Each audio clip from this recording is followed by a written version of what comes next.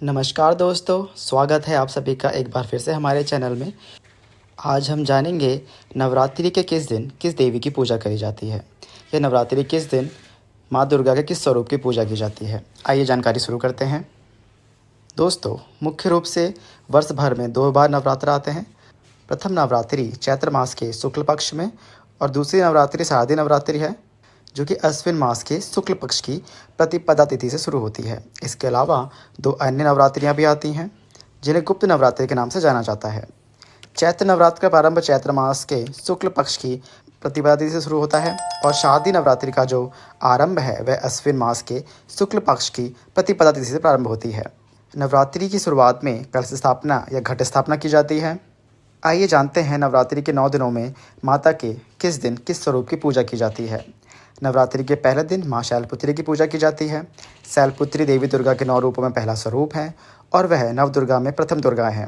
पर्वतराज हिमालय के घर पुत्री के रूप में उत्पन्न होने के कारण इनका नाम शैलपुत्री पड़ा। माँ शैलपुत्री के दाहिने हाथ में त्रिशूल और बाएं हाथ में कमल पुष्प सुशोभित है। नवरात्रि का जो दूसरा दिन है उस दिन माँ ब्रह्मचारिणी की पूजा की जाती है। ब्रह्म का अर्थ है तपस्या और चारिणी का अर्थ है आचरण करने वाली। इस प्रकार ब्रह्मचारिणी का अर्थ हुआ तप का आचरण करने वाली। इनके दाहिने हाथ में जपमाला है और बाएं हाथ में कमंडल है। अब बात करते हैं तीसरी शक्ति अर्थात चंद्रघंटा की। नवरात्रि के तीसरे दिन माँ चंद्रघंटा की पूजा की जाती है। माँ चंद्रघंटा के हाथों में एक घंटा है जिससे दिव्य ध्वनियाँ उत्पन्न होती हैं। अब बात करते हैं नवरात्रि के चौथे दिन की अर्थात माँ कुष्मांडा देवी की। माँ कुष्मांडा देवी की पूजा नवरात्रि के चौथे दिन की जाती है। कहा जाता है कि जब सृष्टि का अस्तित्व नहीं था तब इन्हीं देवी ने ब्रह्मांड की रचना की थी।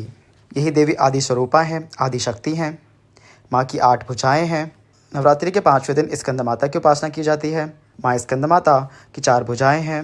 इन्होंने अपने हाथों में स्कंद कुमार यानी कि कार्तिकेय जी को ले रखा है। कहा जाता है कि इन्हें मोक्ष प्रदान करने वाली देवी के रूप में भी पूजा जाता है। नवरात्रि के 6ठे दिन की बात करें तो नवरात्रि के 6ठे दिन माँ कात्यायनी देवी की पूजा की जाती है। कात्यायनी 9 रूपों में 6वां रूप है। यह तीनों देवों के क्रोध से उत्पन्न हुई थी और देवी के इसी स्वरूप ने महिषासुर का वध किया था। नवरात्रि की 7वीं शक्ति माँ कालरात्रि हैं। माँ कालरात्रि दुर्गा की 7वीं स्वरूप हैं और इन्हें कालरात्रि के नाम से जाना जाता है। नवरात्रि के 7वें दिन माँ कालरात्रि की उपासना का विधान है। देवी कालरात्रि को व्यापक रूप से माता काली, महाकाली, भद्रकाली, भैरवी, चामुंडा, चंडी, दुर्गा आदि कई विनाशकारी रूपों के नाम से जाना जाता है। माँ दुर्गा जी की 8वीं शक्ति का नाम महागौरी है। नवरात्रि के 8वें दिन अर्थात दुर्गा अष्टमी के दिन महागौरी की उपासना का विधान है। इनकी शक्ति अमोघ फलदायिनी है। ये सभी प्रकार के पवित्र और अक्षय पुण्यों को देने वाली हैं। माँ दुर्गा की 9वीं शक्ति के बारे में अगर हम बात करें तो माँ नवरात्रि के 9वें दिन इनकी पूजा की जाती है। इन देवी का नाम सिद्धिदात्री है। ये सभी प्रकार की सिद्धियों को देने वाली हैं।